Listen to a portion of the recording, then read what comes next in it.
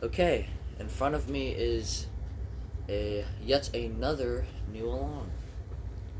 Um, and you might be able to tell by looking at the logo, this is a General Electric.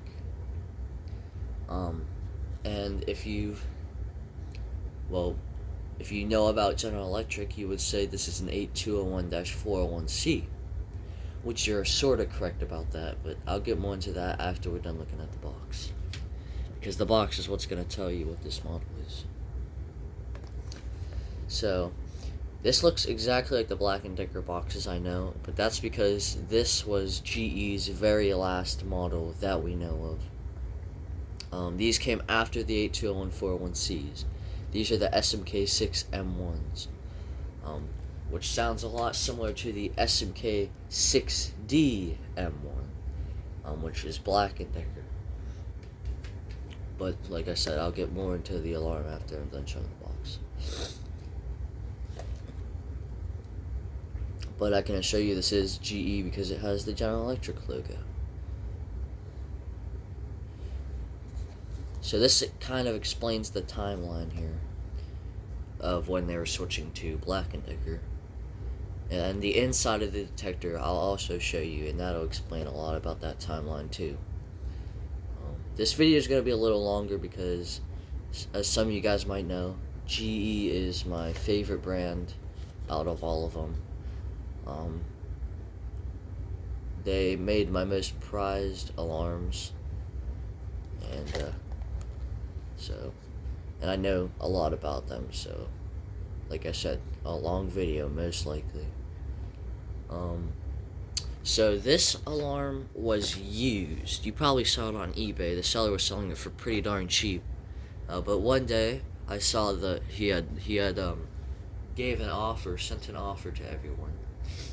It was like, I don't remember exactly how much, but it was like around, I want to say $15 or whatever.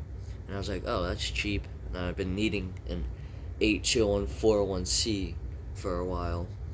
So I'd pick it up, and I picked it up, and there goes my cat. Here, I'll get her out of the way.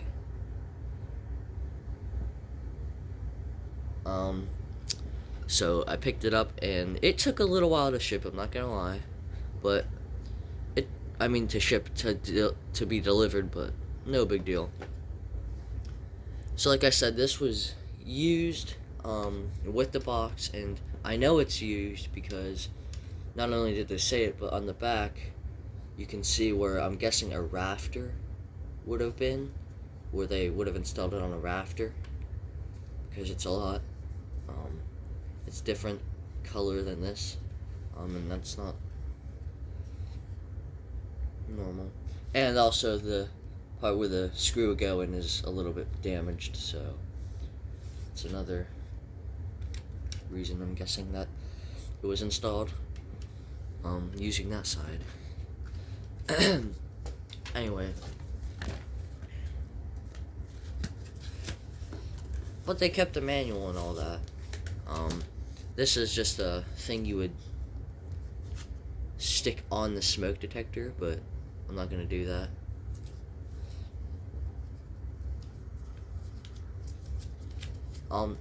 Here's the manual. It's a lot different than GE manuals usually are because, like I said, this is their very last model. Not that that means anything, but because the 8201-401Cs, I believe, had a red manual, and then there was an SMK, don't quote me on this, but an SMK6 or around something like that, that came at around the same time as this, I believe, that had a blue manual, and that's the one that JDL has. I'll get more into that later. I might get more into that. But anyways, here's the unit. I've been needing one of these for a while, the GE version. It contains 0.9 microcuries, so a lot less than earlier GE designs, and I think it's exactly the same as the Black & Decker, and you'll see more on the comparison on these two in like a second because I'm going to open the cover. It's the classic GE design, of course. And if I open the cover, first thing you're going to notice is the button, of course. It's a little bit different, actually. I have my other GEs.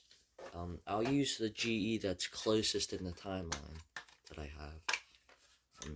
This one.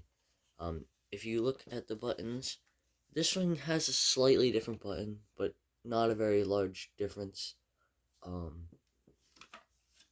That's not even the biggest difference of the 82141C in this. This also uses the exact same horn as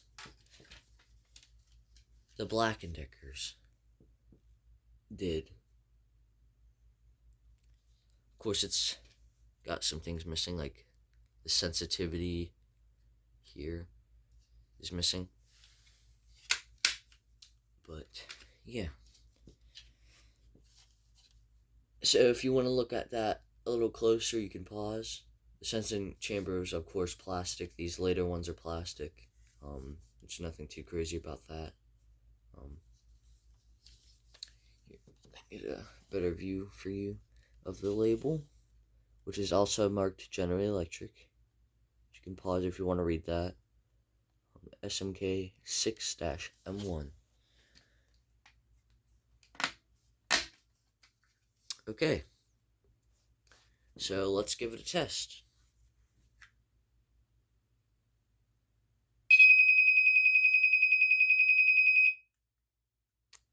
Yep, it does the GE warble. It's not slow like the Black & Decker ones, which I can show you with, but the Black & Decker is much louder.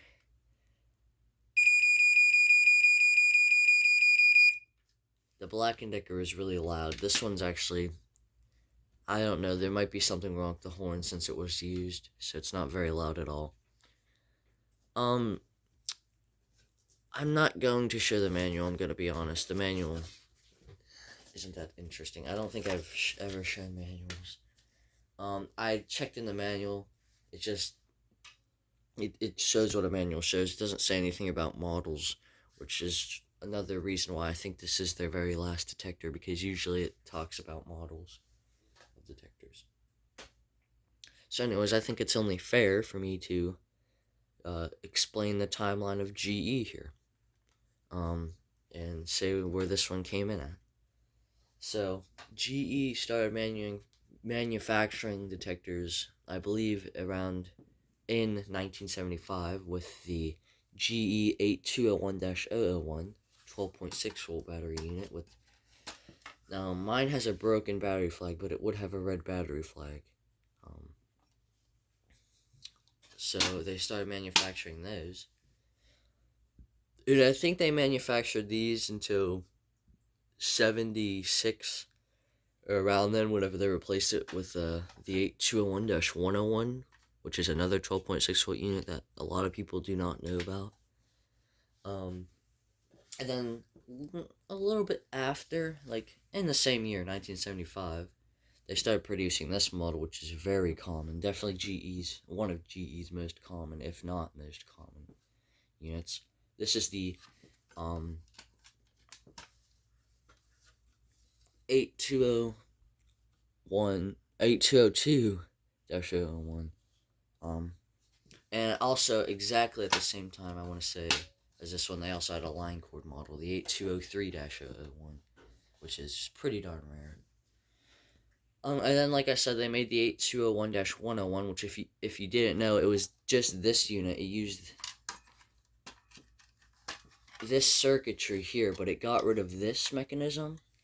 And then it used the white battery flag, and then it used the same mechanism as you'll see in this detector. And those were not very popular at all.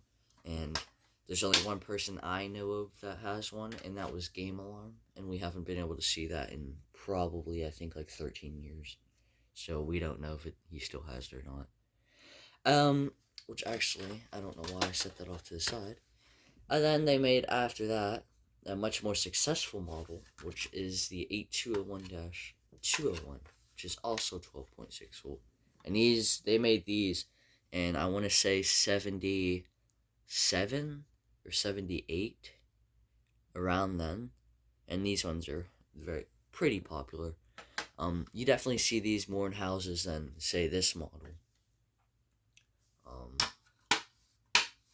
so, and then they made the 821-301s in 79. And then as soon as 1980 hit, they started producing these. They started with the 821-401Cs, and then they also had a travel alarm, which, don't quote me on this, I believe the model was SMK, oh, it was like SMK6D or whatever. That a few people have that, but they started making those two models, and then they made the one JDL has, and then I think after that, they produced this as they were kind of trading between Black and Decker, which would explain why these are so similar in the internals, and the box style. So that's when I think these came in. I think these were their very last models. I'm about 80% sure these were their last models. They could have had another model, or JDLs could have been the last model. But I'm about 80% sure that this was their very last model. And people wondering if this plastic is any better than the Black & Deckers, it's a tiny bit better. It's definitely a little bit of a more high quality plastic, I'd say, but yeah, that's basically all the GE units I have. Of course, some of you guys know that I love GE, so I'd love to have all the models. Oh, I also forgot to mention, there was an 8205-01 that came in the timeline, right as the 8201-101 and 8201-201 were being made. So, and the difference between these and those ones is that this one cannot be linked to another alarm. But the 8205 was able to be interconnected. And it used a Kabishi CLB 27 squealer horn, and then it used the triple slot sensor. And that thing was definitely cheapened, I'd say.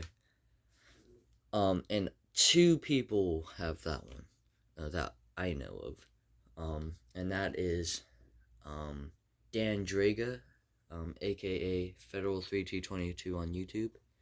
And then Game Alarm, which is that, they're the 2 that have that. And I would like to get my hands on one of those as well. But for now, I have this quite nice selection of General Electrics.